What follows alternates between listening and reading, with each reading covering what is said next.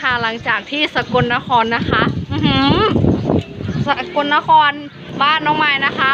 แดดร้อนแบบเปรี้ยงๆเลยเนาะมาวันนี้นะคะ ทั้งลมก็มาเรียบร้อยแล้วสงสัยจะตกหนักอยู่แบบลมแรงมาก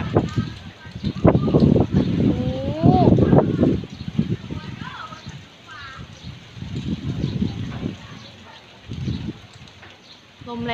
งตอนนี้อยู่หน้าบ้านนะคะลมแรงมากแล้วก็วันนี้มันร้อนอบอ้าวที่สุดเลยนะคะดูความลมแรงตาเต่า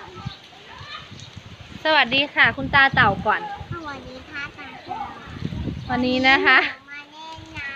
เล่นน้ำอยู่หน้าบ้านลมก็แรงเวอร์โอ้ยตาพวกมึงขี่ดินแดงทางคุณไงง่องเลย